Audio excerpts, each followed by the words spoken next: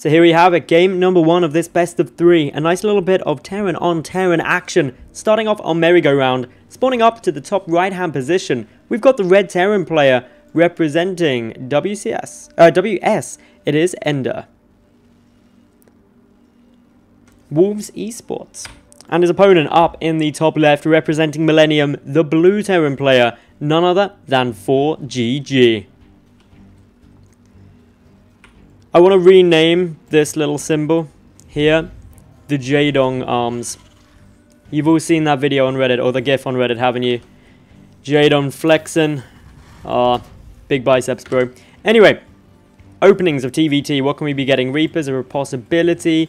We could be getting Banshee. We could be getting lots of different things. So really just got to wait and see what's going to be coming down. ForGG, let's be upfront about this. He is the favorite going into this. He's a well-established Grandmaster Terran with multiple titles under his belt. EnDeR, on the other hand, for all I know, his account is a Diamond League account at the moment, so probably not the favorite going into this one up against ForGG. Not many people would be a favorite up against ForGG, that's for sure. Anyway, in terms of openings, we've got a Barracks coming down now by ForGG. Barracks just getting started up now by EnDeR. So a little bit of a delay coming through there, but nothing too untoward. So should be able to maximize that. We had a nice little change there. Actually, a gas coming down. Was that gas earlier for EnDeR? Yeah, it must have been. He's got a little bit more there. Looks like a little bit of a hotkey problem right here for EnDeR. So we'll just wait for this pause to conclude, and then we'll be getting into a new fun game.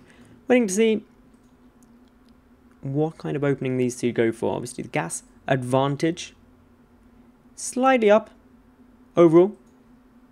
Actually, the gas advantage is only very small. It's only about 10 gas. They are both tied with 3 SCVs in each refinery, so that's all cool. Meanwhile, Barracks on its way out for both players. Could be some Reapers, could be up into a fast factory, both are possible.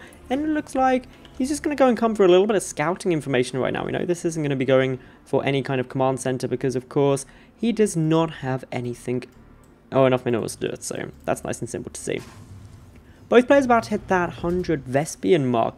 EnDeR slightly above that of ForGG, but ForGG's timing, bang on the mark. Down goes that factory, straight on the money. This build order refinement, what you'd expect from a player of ForGG's caliber. Now, EnDeR, he's going to get a bit lucky.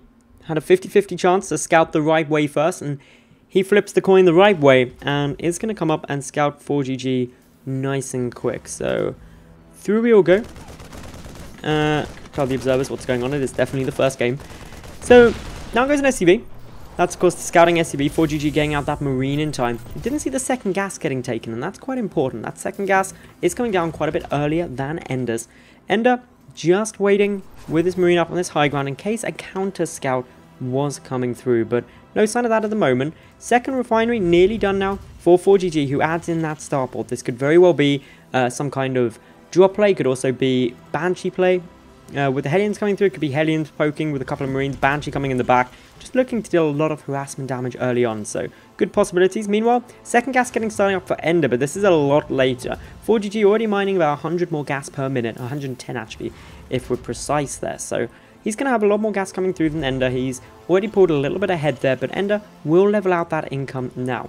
Tech Lab already started up here for ForGG. He moves the Barracks, ready to switch that starport over to it, ready to put in the Banshee production.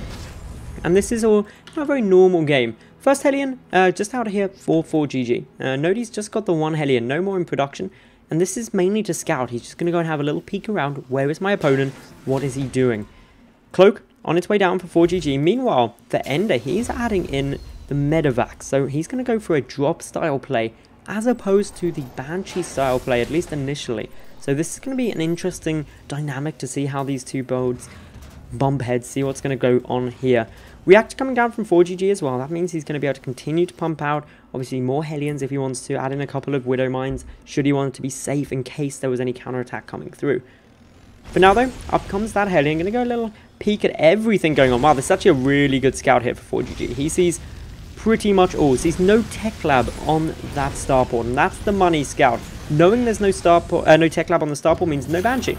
No Banshee means he can just be very much aware that, hey, my opponent is probably going for some kind of drop based style.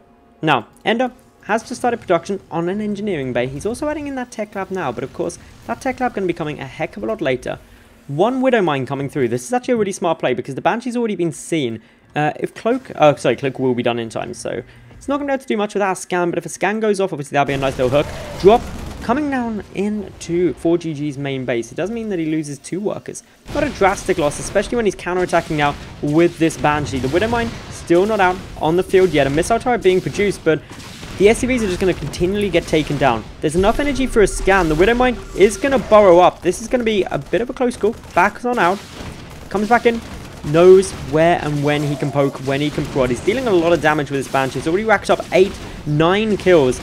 Missile turret is trying to get built, but keeps getting cancelled every time those SCVs get taken down. It just adds a bigger delay. 13 workers killed already.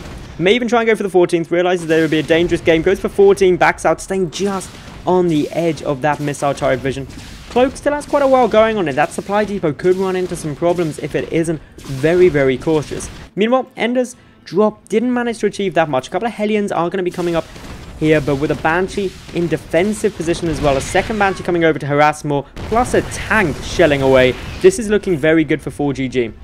His first Banshee was able to escape, so he is currently sitting up at 3 of them. That's a lot of potential damage. He's up by 11 workers, and he's got a nice army. Pushing forward now, just leaving the 1 tank and a couple of Marines back at home in order to poke and prod at this drop if it decides to come back through. But predominantly, he's looking to end out this game ASAP. Moving forward now with quite a sizable force, expanding behind it as well, just so he doesn't have all of his eggs in one basket. But can this ever be defended by EnDeR? He's got 3 Marines in total. Let's take a look at this. So he has. EnDeR has 6 Marines actually in total. Some of them hiding, obviously over in that medevac. 1 Raven and 1 Viking.